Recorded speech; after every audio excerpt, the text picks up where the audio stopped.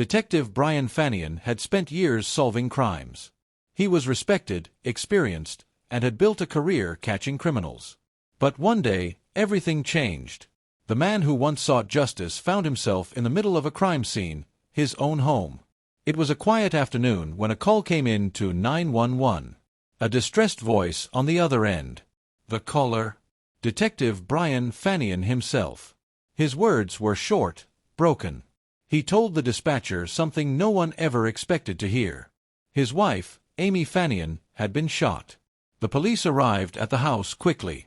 Officers, many of whom knew Brian personally, rushed inside. The scene was chilling. Amy Fanian lay lifeless, a gunshot wound to her head. A firearm nearby. The air was thick with tension. Brian was shaken. His voice trembled as he explained what happened. He and Amy had been arguing, he said. About retirement. About their future. It was a small argument, like many couples have. But, according to him, Amy became overwhelmed. She picked up his service weapon. Before he could react, before he could stop her, she pulled the trigger. Suicide. That's what Brian said. That's what he believed. That's what he wanted everyone to believe.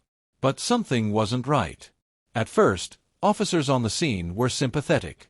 Brian was one of them. A fellow detective. A grieving husband. But as they looked around, they started to notice things that didn't quite add up. The gun. The angle. The lack of any real sign that Amy had been in distress. Amy was a strong woman. Friends described her as happy, full of life. She had no history of depression. No signs of wanting to end her own life.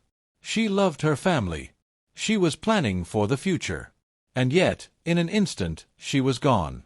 Investigators processed the scene carefully. The gun was examined. The house searched. Every detail noted. Something about Brian's story didn't sit right. But at that moment, there wasn't enough to contradict what he was saying. The case was delicate. A veteran detective had just lost his wife. He had no criminal record. No history of violence. No motive, at least not yet. As the hours passed, Brian remained at the house. His colleagues comforted him.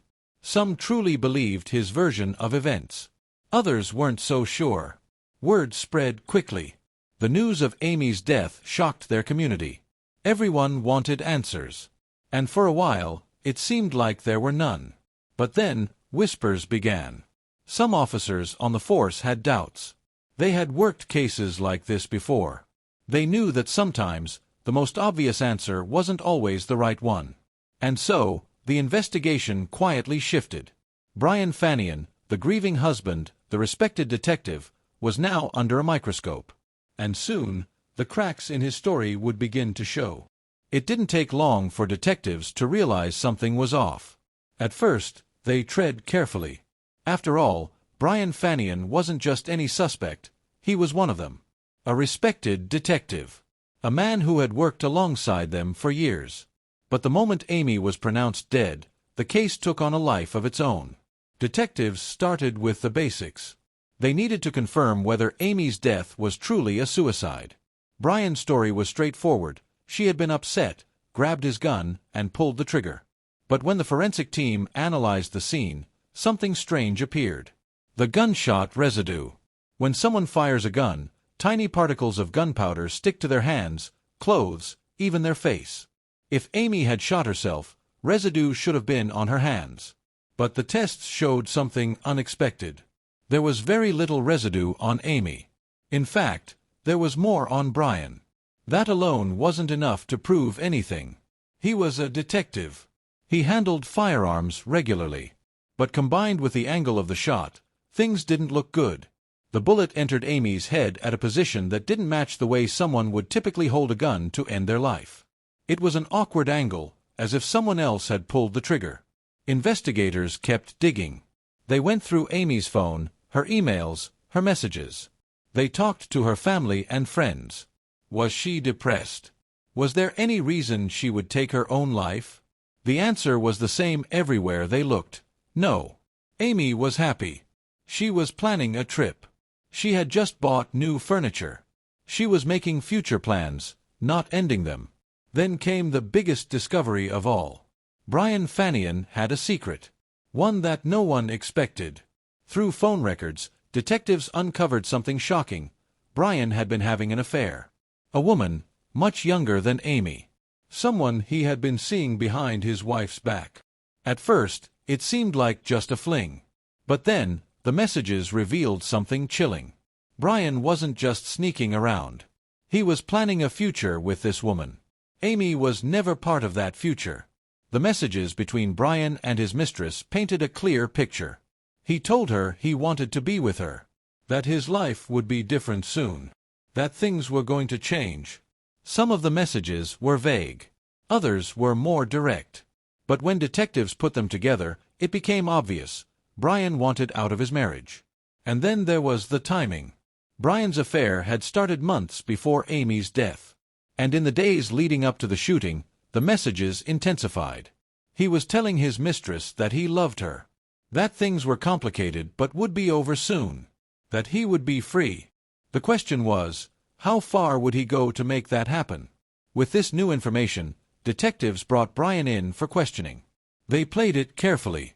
At first, they let him talk. Let him repeat his story. But as the conversation went on, the questions became sharper. Why was there barely any gunshot residue on Amy's hands? Why was the angle of the shot inconsistent with a self-inflicted wound? Why did he tell his mistress that things would change soon, just days before his wife died? Brian had answers for everything. Or at least he tried. He was calm, collected. But something about him had changed. His confidence wavered. He knew they were closing in. Still, he denied everything. He insisted Amy had taken her own life. That he had nothing to do with it. That the affair was just a mistake, not a motive. But detectives weren't convinced. They didn't need a confession. The evidence was stacking up.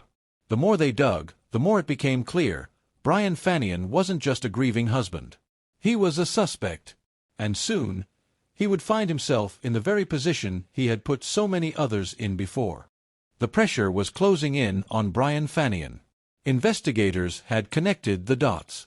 The forensic evidence, the inconsistencies in his story, the affair, everything pointed to him. But there was one thing missing. Proof beyond any doubt. Proving murder is never easy, especially without a confession.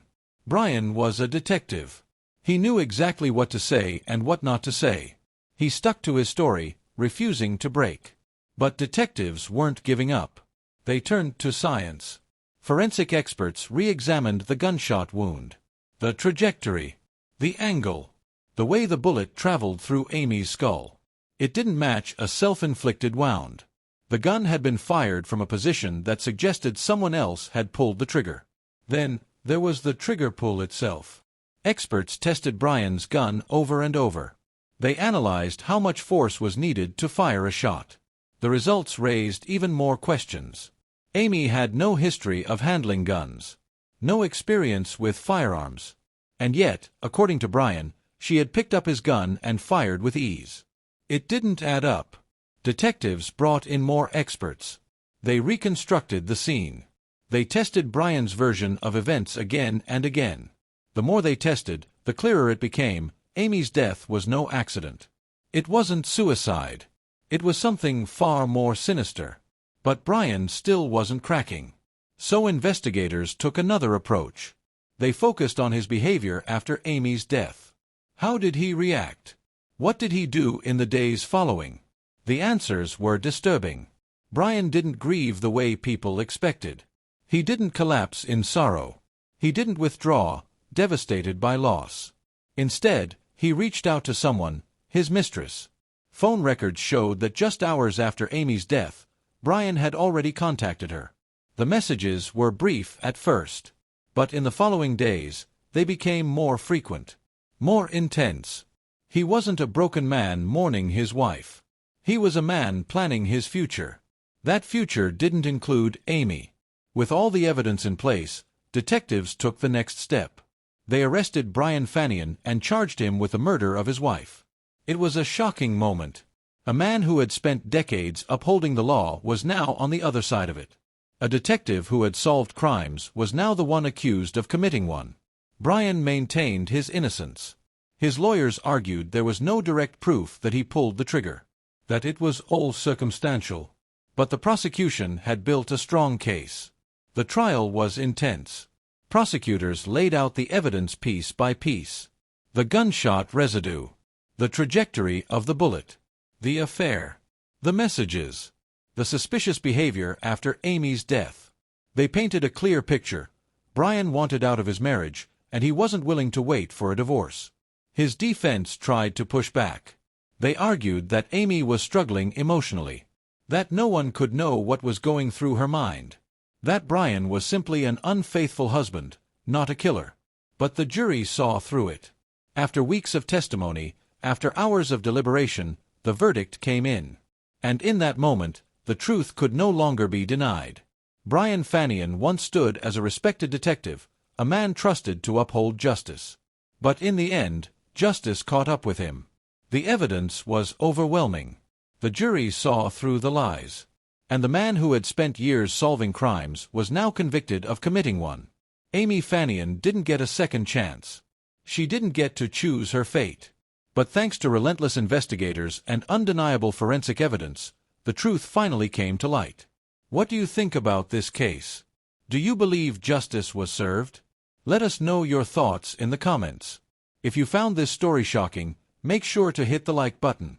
It really helps our channel grow and reach more true crime fans like you.